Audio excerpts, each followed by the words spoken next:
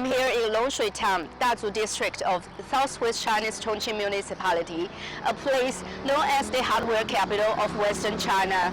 This town produces more than just cooking tools, from agricultural hardware like hoes and sickles to motorcycle spare parts and repair tools.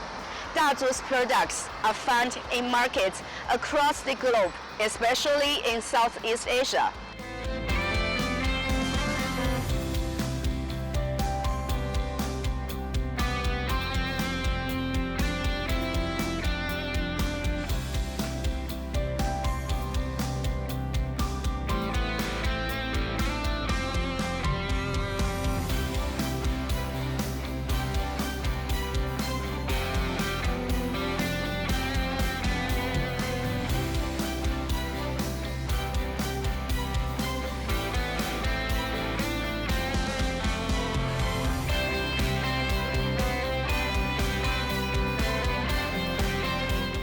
接下来，我们希望在东南亚搭建出这种电商团队，然后我们让更多的我们中国制造走向全世界。